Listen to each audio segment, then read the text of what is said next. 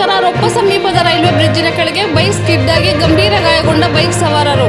ಪಾವಗಡ ತಾಲೂಕಿನ ರೊಪ್ಪ ಸಮೀಪದ ರೈಲ್ವೆ ಬ್ರಿಡ್ಜಿನ ಕೆಳಗೆ ಬೈಕ್ ಸ್ಕಿಡ್ ಆಗಿ ಗಂಭೀರ ಗಾಯಗೊಂಡ ಸವಾರರು ಪಾವಗಡ ಸಾರ್ವಜನಿಕ ಆಸ್ಪತ್ರೆಯಲ್ಲಿ ಚಿಕಿತ್ಸೆಯನ್ನು ಪಡೆಯುತ್ತಿದ್ದಾರೆ.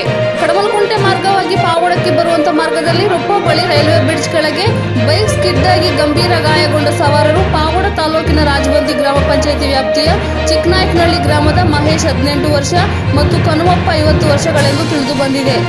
ಬೈಕ್ ರಸ್ತೆಗೆ ಉರುಳಿ ಬಿದ್ದಾಗ ಮಹೇಶ್ ಮತ್ತು ಕನುಮಪ್ಪ ಅವರಿಗೆ ತೀವ್ರ ಗಾಯಗಳಾಗಿವೆ. ಕೂಡಲೇ ಅವರನ್ನು ಆಸ್ಪತ್ರೆಗೆ ಸೇರಿಸಲಾಯಿತು. ಪಾವಗಡ ಪೊಲೀಸ್ ಠಾಣೆಯಲ್ಲಿ ಪ್ರಕರಣ ದಾಖಲಾಗಿದೆ.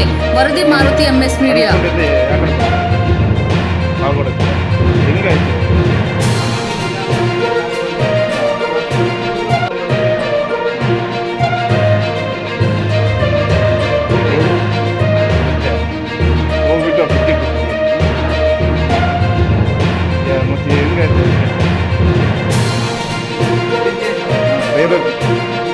ಅದು ರೈಲ್ವೆ ಅದು ಟಚ್ ಆಗಿದೆಯಾ? ಫಾಸ್ಟ್ ಇದೆ.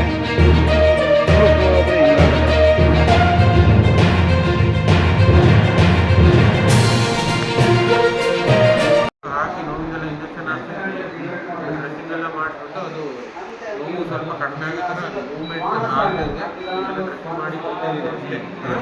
ಅದು ಆಪರೇಷನ್ ಆಗಿದೆ.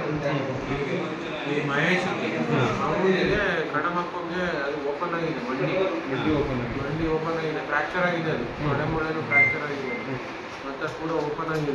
ಮತ್ತೆ ತಲೆಗೂ ಪೆಟ್ಟು ಬಿದ್ದಿರಂಗೆ ಕಾಣ್ತಾ ಇದೆ. ಅವನು ಅಷ್ಟೊಂದು ಎಚ್ಚರ ಇಲ್ಲ ಅವನು, ಗೊತ್ತಾಯ್ತಾ? ಕಣಮಪ್ಪ ತಲೆ ಸ್ಕ್ಯಾನ್ ಎಲ್ಲ ಬೇಕಾಗ್ತದೆ ಅದಕ್ಕೆ. ಮತ್ತು ಅದು ಅವನಿಗೆ ಆ್ಯಕ್ಚುಲಿ ಇಮಿಡಿಯೇಟ್ ಆಪರೇಷನ್ ಬೇಕಾಗ್ತದೆ. ಇವ್ರಿಗಿಂತ ಅವನಿಗೆ ಎಲ್ಲ ಕೇರ್ ತುಂಬ ಬೇಕಾಗುತ್ತೆ. ಹೋಗೋದು ಅವನು ತುಮಕೂರು ನಡೀತದೆ, ಡಿಸ್ಟ್ರಿಕ್ಟ್ ಹಾಸ್ಪಿಟಲ್. ಅವನು ಜಾಸ್ತಿ ಸೀರಿಯಸ್ ಇದೆ.